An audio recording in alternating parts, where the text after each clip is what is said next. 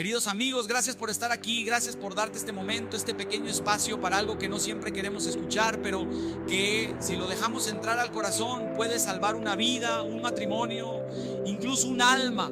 Hoy quiero comenzar este viaje contigo con calma, sin prisas, como quien se sienta a hablar frente a frente, sin máscaras, sin excusas, con la verdad sobre la mesa, porque el tema que vamos a tocar no es un juego, no es una historia ligera, no es un chisme de pasillo, es una herida profunda que cuando se abre no lastima solo a uno, sino a muchos.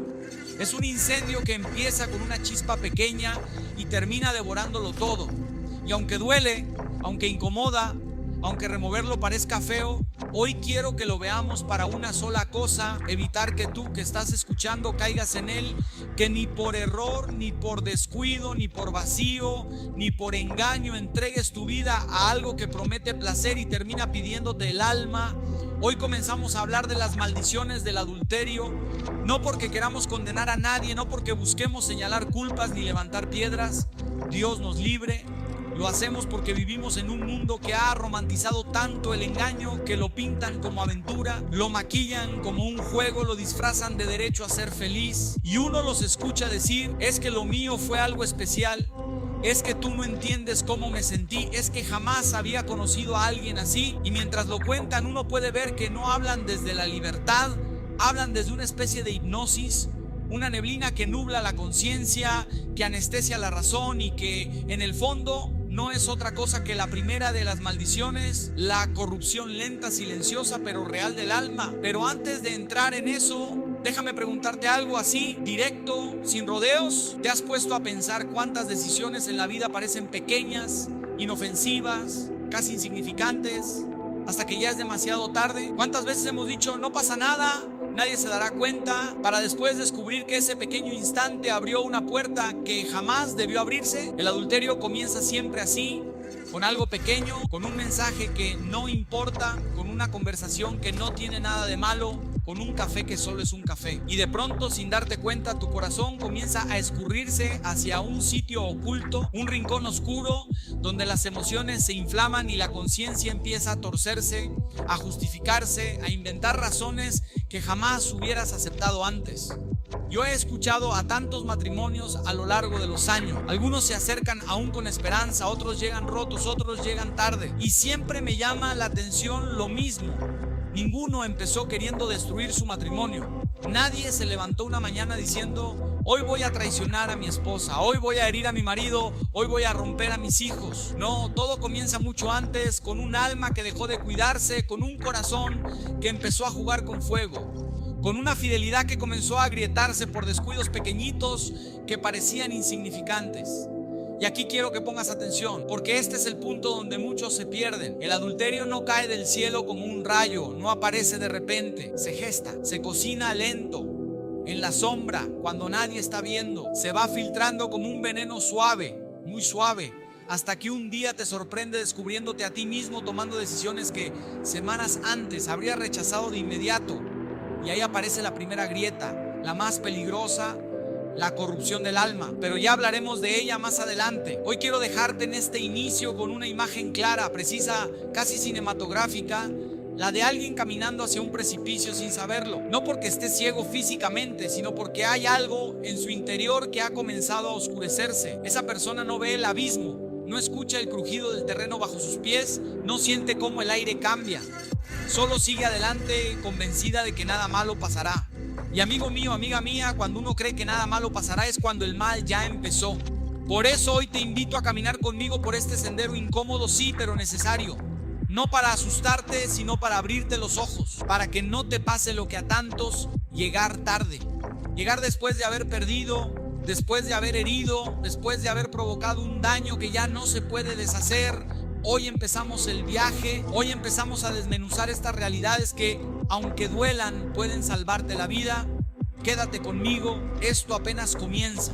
Y permíteme que avancemos un poco más, porque si en el inicio hemos hablado de ese caminar distraído hacia un precipicio, ahora quiero que imaginemos juntos cómo se ve ese primer desliz interior, ese momento casi imperceptible en el que el corazón empieza a tambalear. No siempre ocurre con un gran impacto ni con una tentación explícita.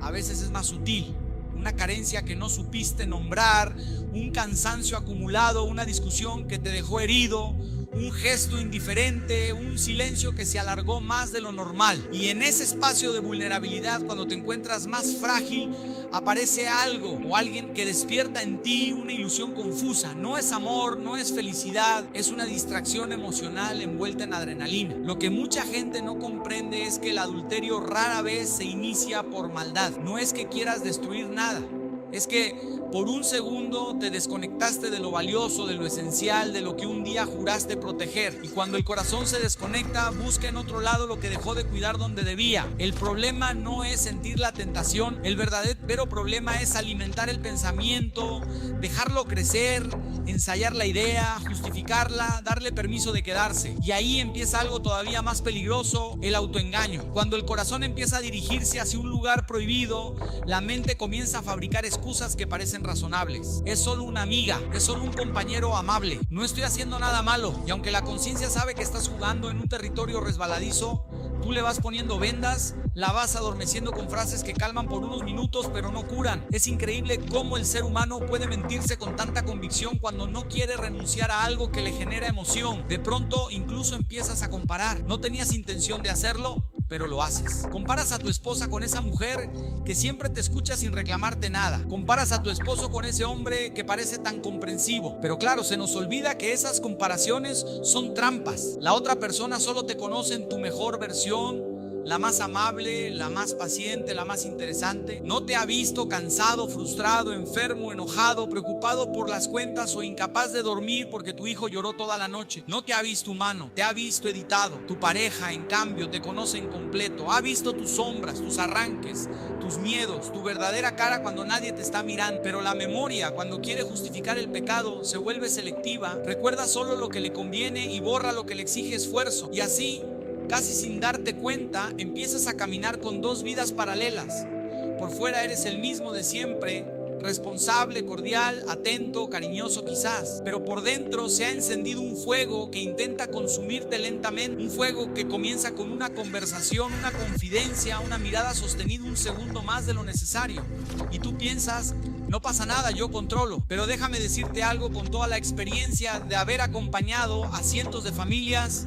Nadie controla un incendio cuando lo está alimentando. Y entonces ocurre algo más profundo, casi invisible. Empiezas a necesitar lo que antes solo te gustaba. Antes esperabas un mensaje con curiosidad, ahora lo esperas con ansiedad. Antes te alegraba verlo o verla, ahora te angustia no poder hacerlo. Antes jugabas a coquetear, ahora te justificas diciendo que es una conexión emocional. Sin darte cuenta, has cambiado el eje de tu corazón. Ya no se orienta a quien debe, se orienta a quien no puede sostenerte. Y aquí aparece un síntoma clarísimo y doloroso de que el alma se está contaminando. Empiezas a ocultar. Cuando una persona empieza a borrar mensajes, a cambiar contraseñas, a mentir sobre dónde estuvo, a vestirse de una forma con la intención de ser mirado por quien no debe, a vivir pendiente de que nadie descubra nada, ahí ya no se trata de un juego, ahí ya hay oscuridad dentro. Ahí ya se abrió una puerta que no debió abrirse, porque la verdad siempre quiere vivir en la luz, en lo claro, en lo transparente. Es el pecado el que empuja al ser humano a esconderse, a actuar en la sombra, a crear una doble vida que desgasta, que agota, que devora la paz hasta dejarlo vacío. Cuando una persona empieza a dormir menos, a sentir miedo, a sobresaltarse con cualquier vibración del teléfono, a inventar pretextos para ausentarse, no es placer lo que vive, es tormento, pero lo llama aventura. Y lo más triste es que aun en medio de ese torbellino emocional, muchos se niegan a ver lo que les está pasando, no porque no lo sospechen, sino porque aceptar la verdad los obligaría a renunciar a eso que los tiene atrapados. Y aquí, amigo mío, amiga mía, es donde quiero que mires con atención este primer tramo de nuestro camino. Cuando el alma empieza a corromperse, lo hace en silencio, sin dolor al principio, sin señales escandalosas. Es como una grieta en la pared que parece mínima, hasta que un día la casa entera se hunde. Por eso este primer capítulo de nuestro recorrido es tan crucial, porque antes de hablar de ceguera espiritual, antes de hablar de fuga de bendiciones, antes de hablar de castigo y de pérdida total, hay que entender dónde empieza todo. Y empieza aquí, cuando el corazón deja de cuidarse y se abre ingenuamente a una emoción que no debía permitir. Y quiero que antes de pasar al siguiente tramo, te quedes con esta imagen, esa pequeña grieta en el alma que nadie ve, que nadie comenta, que nadie sospecha, pero que si no se atiende un día puede romperlo todo. Y quiero que sigamos avanzando, porque lo que viene ahora es ese territorio donde el corazón empieza a justificarse, donde el alma comienza a perder su propio reflejo. Si al inicio hablábamos de una grieta, ahora empezaremos a ver cómo esa grieta se ensancha, porque nadie cae de golpe en el adulterio, uno se desliza, no es un salto. Es un resbalón lento, tan lento que muchos ni siquiera se dan cuenta de que ya no están de pie. Todo comienza cuando la persona empieza a contarse historias para sentirse en paz con una decisión que en el fondo sabe que está mal. El autoengaño es un narrador brillante, te hace creer que tú eres la víctima, que tú mereces más, que tú solo estás buscando lo que te corresponde. Y claro, detrás de esas palabras tan bonitas, tan arregladas, lo que hay es una conciencia que empieza a quedarse sin luz. A veces basta escuchar una frase para saber que un corazón ya está en peligro. Yo no quería, pero no pasó nada, solo hablamos. Tú no entiendes cómo me sentía, es que en mi casa nadie me escucha. Son frases suaves por fuera, pero durísimas por dentro, porque revelan una mente que empieza a reescribir la historia para acomodarla al pecado. Y ahí ocurre algo fascinante y trágico a la vez. La persona empieza a ver defectos donde antes veía virtudes. Algo que antes admiraba de su cónyuge ahora le parece simple, molesto. Queridos amigos, gracias por estar aquí, gracias por darte este momento, este pequeño espacio para algo que no siempre queremos escuchar, pero que si lo dejamos entrar al corazón puede salvar una vida, un matrimonio, incluso un alma. Hoy quiero comenzar este viaje contigo con calma, sin prisas, como quien se sienta a hablar frente a frente, sin máscaras, sin excusas, con la verdad sobre la mesa, porque el tema que vamos a tocar no es un juego, no es una historia ligera, no es un chisme de pasillo, es una herida profunda que cuando se abre no lastima solo a uno, sino a muchos. Es un incendio que empieza con una chispa pequeña y termina devorándolo todo. Y aunque duele, aunque incomoda, aunque removerlo parezca feo, hoy quiero que lo veamos para una sola cosa: evitar que tú que estás escuchando caigas en él, que ni por error, ni por descuido, ni por vacío, ni por engaño entregues tu vida a algo que promete placer y termina pidiéndote el alma. Hoy comenzamos a hablar de las maldiciones del adulterio. No porque queramos condenar a nadie, no porque busquemos señalar culpas ni levantar piedras. Dios nos libre.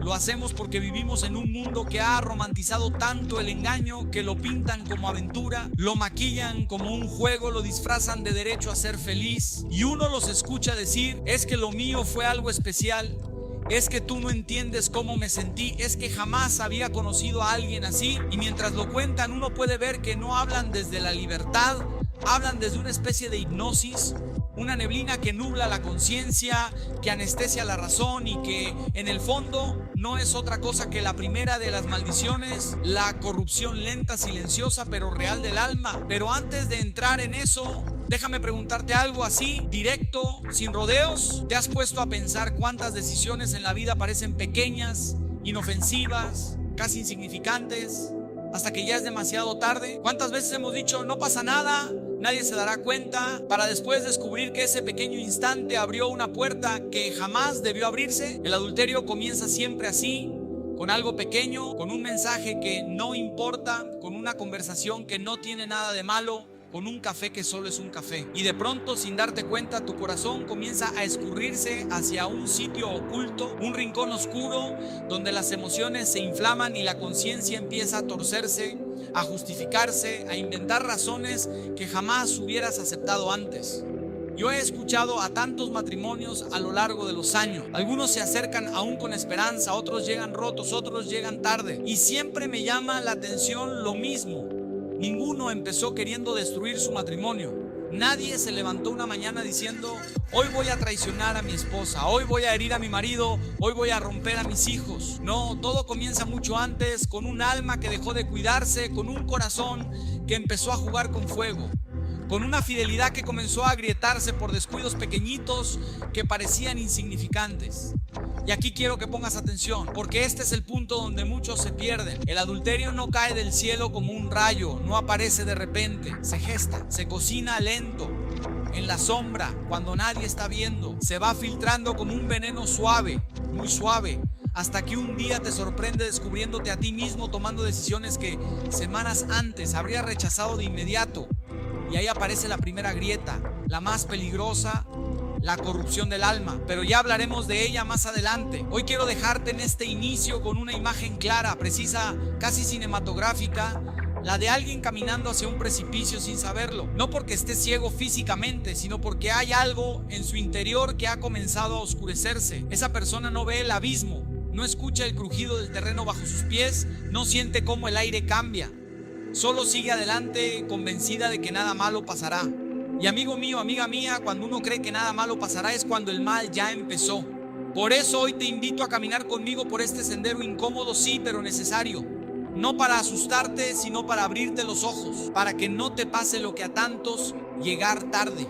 Llegar después de haber perdido, después de haber herido, después de haber provocado un daño que ya no se puede deshacer. Hoy empezamos el viaje, hoy empezamos a desmenuzar estas realidades que, aunque duelan, pueden salvarte la vida.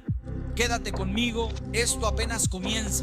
Y permíteme que avancemos un poco más, porque si en el inicio hemos hablado de ese caminar distraído hacia un precipicio, ahora quiero que imaginemos juntos cómo se ve ese primer desliz interior, ese momento casi imperceptible en el que el corazón empieza a tambalear. No siempre ocurre con un gran impacto ni con una tentación explícita. A veces es más sutil, una carencia que no supiste nombrar, un cansancio acumulado, una discusión que te dejó herido, un gesto indiferente, un silencio que se alargó más de lo normal. Y en ese espacio de vulnerabilidad, cuando te encuentras más frágil, aparece algo o alguien que despierta en ti una ilusión confusa. No es amor, no es felicidad, es una distracción emocional envuelta en adrenalina. Lo que mucha gente no comprende es que el adulterio rara vez se inicia por maldad. No es que quieras destruir nada, es que por un segundo te desconectaste de lo valioso, de lo esencial, de lo que un día juraste proteger. Y cuando el corazón se desconecta, busca en otro lado lo que dejó de cuidar donde debía. El problema no es sentir la tentación, el verdadero problema es alimentar el pensamiento, dejarlo crecer, ensayar la idea, justificarla, darle permiso de quedarse. Y ahí empieza algo todavía más peligroso: el autoengaño. Cuando el corazón empieza a dirigirse hacia un lugar prohibido,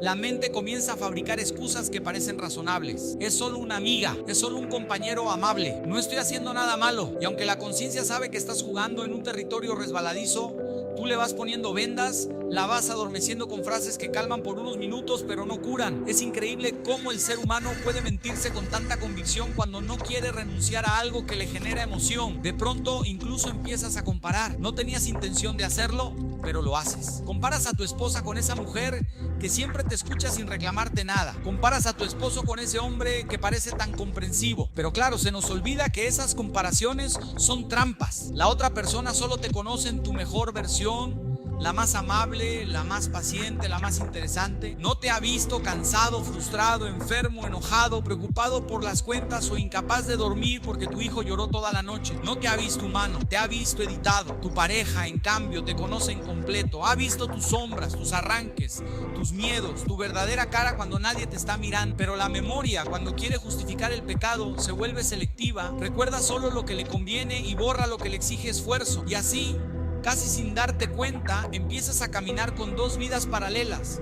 Por fuera eres el mismo de siempre, responsable, cordial, atento, cariñoso quizás, pero por dentro se ha encendido un fuego que intenta consumirte lentamente, un fuego que comienza con una conversación, una confidencia, una mirada sostenida un segundo más de lo necesario.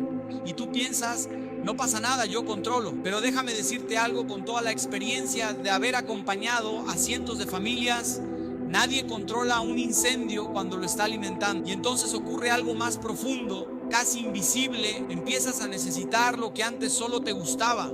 Antes esperabas un mensaje con curiosidad, ahora lo esperas con ansiedad. Antes te alegraba verlo o verla, ahora te angustia no poder hacerlo. Antes jugabas a coquetear, ahora te justificas diciendo que es una conexión emocional. Sin darte cuenta, has cambiado el eje de tu corazón. Ya no se orienta a quien debe, se orienta a quien no puede sostenerte. Y aquí aparece un síntoma clarísimo y doloroso de que el alma se está contaminando. Empiezas a ocultar. Cuando una persona empieza a borrar mensajes, a cambiar contraseñas, a mentir sobre dónde estuvo, a vestirse de una forma con la intención de ser mirado por quien no debe, a vivir pendiente de que nadie descubra nada, ahí ya no se trata de un juego, ahí ya hay oscuridad dentro. Ahí ya se abrió una puerta que no debió abrirse, porque la verdad siempre quiere vivir en la luz, en lo claro, en lo transparente. Es el pecado el que empuja al ser humano a esconderse, a actuar en la sombra, a crear una doble vida que desgasta, que agota, que devora la paz hasta dejarlo vacío. Cuando una persona empieza a dormir menos, a sentir miedo, a sobresaltarse con cualquier vibración del teléfono, a inventar pretextos para ausentarse, no es placer lo que vive, es tormento, pero lo llama aventura. Y lo más triste es que aun en medio de ese torbellino emocional, muchos se niegan a ver lo que les está pasando, no porque no lo sospechen, sino porque aceptar la verdad los obligaría a renunciar a eso que los tiene atrapados. Y aquí, amigo mío, amiga mía, es donde quiero que mires con atención este primer tramo de nuestro camino. Cuando el alma empieza a corromperse, lo hace en silencio, sin dolor al principio, sin señales escandalosas.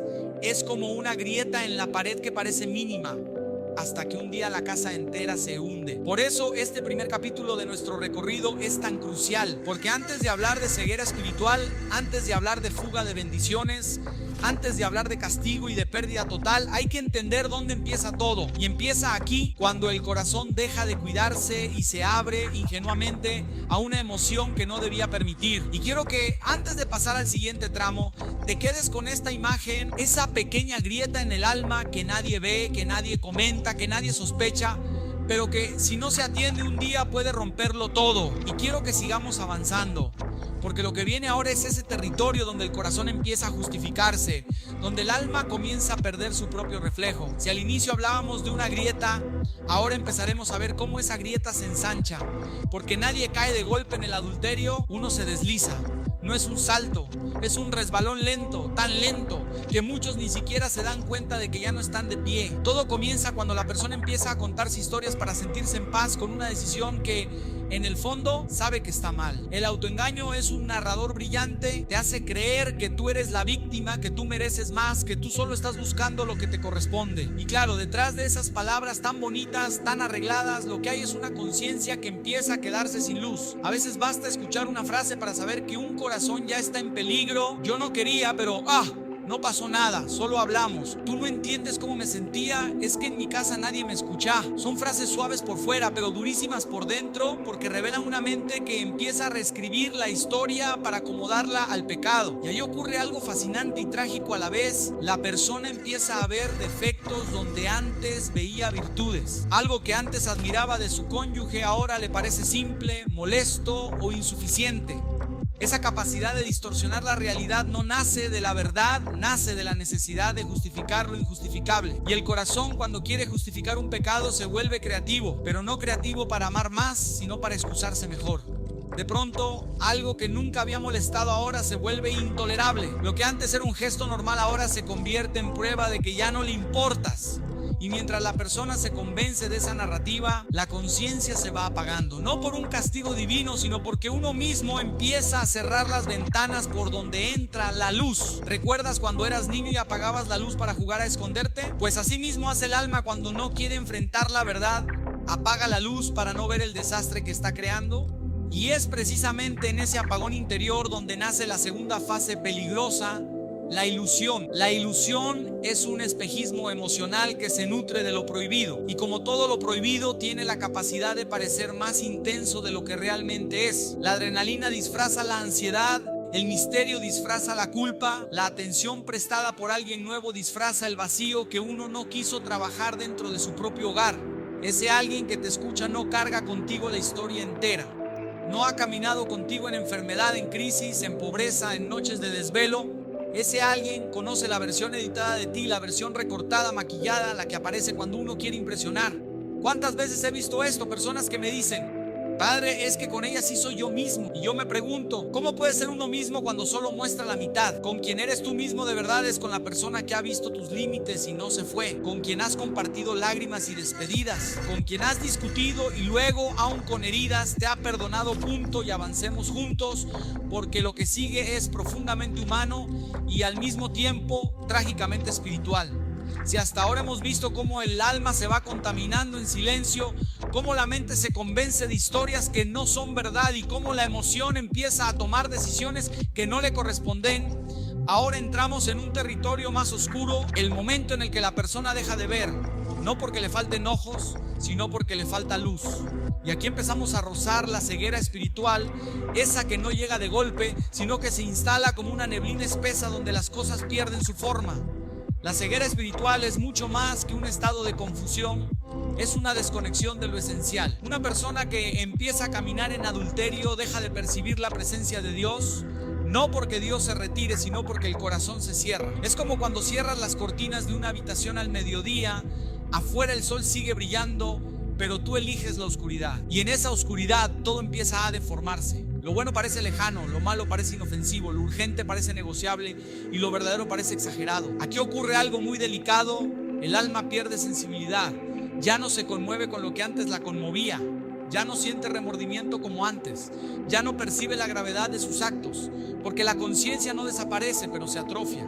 Es como un músculo que si no se usa, se debilita. Y cuando la conciencia se debilita, uno empieza a creer que todo está bien, incluso cuando todo está cayéndose a pedazos. Esta es la parte donde la persona ya no reconoce el peligro. Le parece exagerado pensar en consecuencias. Le parece dramático hablar de daño. Le parece invasivo que alguien le diga que está mal y por eso reacciona a la defensiva, como si quienes lo aman estuvieran atacándolo, cuando en realidad están tratando de salvarlo de sí mismo. La ceguera no te hace ver enemigos reales, te hace ver enemigos donde hay personas que quieren detener tu caída. Y aquí quiero detenerme un momento, porque he visto esta escena demasiadas veces. Un hombre o una mujer que cuando alguien le advierte, responde con enojo. No te metas, no sabes nada, no me juzgues, yo sé lo que estoy haciendo. Es curioso, cuanto más en peligro está una persona, más convencida está de que no lo está. La ceguera espiritual actúa como una venda emocional. Si alguien intenta quitártela, duele, molesta, irrita. Pero si no te la quitan, te caes al abismo. Y lo más impresionante es que esa persona, aún en medio de su confusión, sigue rezando a veces, sigue pidiendo a Dios paz, sigue buscando consuelo, pero lo busca mientras camina deliberadamente hacia un sitio donde la gracia no puede actuar. No porque Dios no quiera, sino porque el corazón no permite que entre. ¿Cómo entra la luz en una habitación si las ventanas están cerradas con llave? Podrás pedir luz todo lo que quieras, pero hasta que abras las ventanas, la oscuridad no se irá. La ceguera espiritual también se nota en algo más doloroso, la incapacidad de ver el rostro de quienes uno está hiriendo. Es impresionante cómo una persona en adulterio puede hablar de amor por sus hijos mientras los hiere, puede hablar de respeto mientras traiciona, puede hablar de verdad mientras oculta, puede hablar de libertad mientras vive esclavizado a una emoción. Esa incoherencia no nace de la maldad, nace de la ceguera. La persona cree que está controlando las cosas, pero las cosas son las que la están controlando a ella. He visto padres decir: yo jamás haría algo que lastime a mis hijos, mientras están construyendo, sin darse cuenta, una herida que durará décadas. He visto esposas decir: yo no quiero que mi matrimonio se rompa, mientras sostiene una relación paralela que lentamente destruye la raíz misma del hogar. No lo hacen por maldad, lo hacen porque han dejado de ver. Y cuando uno deja de ver, deja de comprender. Pero hay algo aún más profundo en esta ceguera: la distancia con Dios. No lo digo como amenaza, lo digo como realidad espiritual.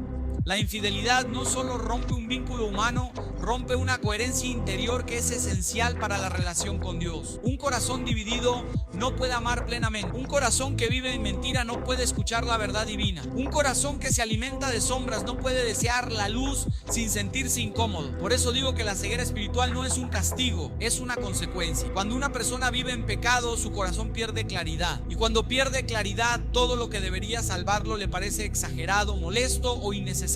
La oración se vuelve pesada.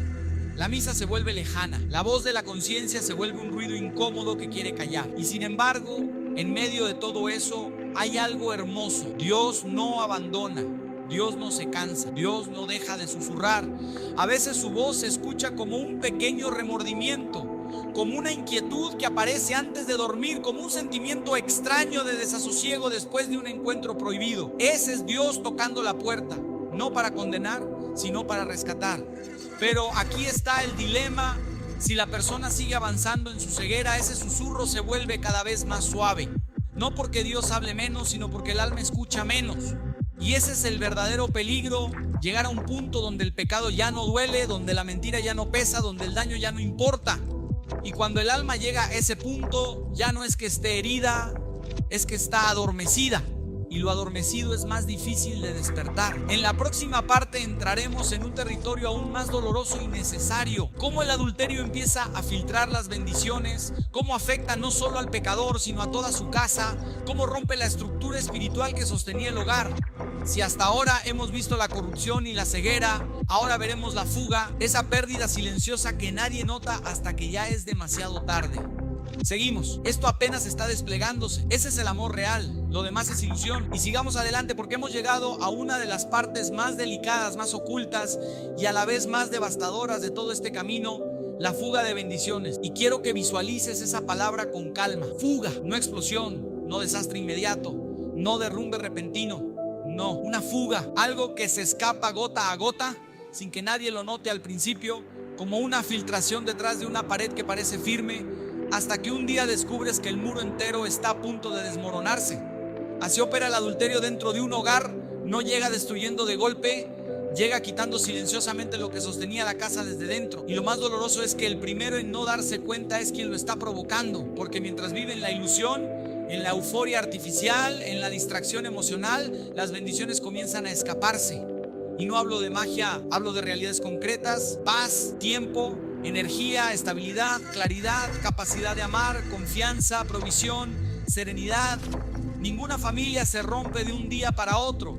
Se rompe cuando el corazón que prometió ser su guardián empieza a entregar su fuerza a otra parte. Cuando el amor que debía nutrir el hogar empieza a repartirlo con quien no debía estar allí. Y esa división interior es fatal, porque un corazón dividido no puede bendecir del mismo modo que un corazón íntegro. Quiero que imagines a un padre o una madre que vive una doble vida. Por fuera parece igual, sigue yendo al trabajo, sigue saludando, sigue pagando cuentas, pero la mente ya no está en la casa, la atención ya no está en los hijos, la energía ya no está en la pareja, la capacidad emocional ya no está completa, y aunque esté físicamente presente, espiritualmente está ausente. Eso, queridos amigos, es una fuga, y toda fuga, por pequeña que parezca, tarde o temprano deja un vacío. El adulterio roba el tiempo, y el tiempo es el regalo más grande que un padre puede dar. Roba la presencia, y la presencia es la forma más profunda de amor. Roba la paz, y sin paz ningún hogar prospera.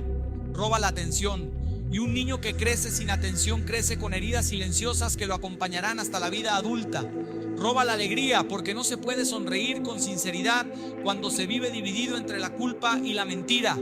He visto cómo esta fuga afecta incluso la economía de una familia. Y no porque Dios castigue de forma arbitraria, sino porque el orden interior tiene un impacto directo en el orden exterior. Cuando el corazón se vuelve inestable, la vida entera se vuelve inestable. El dinero empieza a irse en cosas que no construyen nada, en compromisos ocultos, en regalos clandestinos, en viajes inexplicables, en gastos que requieren mentiras. Y basta una mentira para que aparezca otra, hasta que la persona ya no distingue en qué está gastando ni por qué. Y mientras tanto, su verdadera familia vive con menos recursos, menos tiempo, menos atención, menos amor. Pero la fuga más grave no es material, es espiritual. Porque el adulterio quiebra la estructura de protección que Dios otorga a toda familia que se mantiene unida en verdad. No hablo de supersticiones ni de castigos mágicos, hablo de coherencia espiritual. Cuando un hogar vive en verdad, es iluminado. Cuando un hogar vive en mentira, es debilitado. Y esa debilidad se nota, aparecen tensiones sin explicación, enojos repentinos, tristezas profundas, distancias que no existían antes, incomodidades que nadie sabe nombrar. Los hijos, aunque no sepan nada, sienten algo, y lo sienten antes que los adultos. Ellos perciben la fuga antes que nadie. Saben cuando su mamá está ausente aún estando presente. Saben cuando su papá sonríe pero no brilla. Saben cuando el hogar perdió una parte de su aire, como si hubiera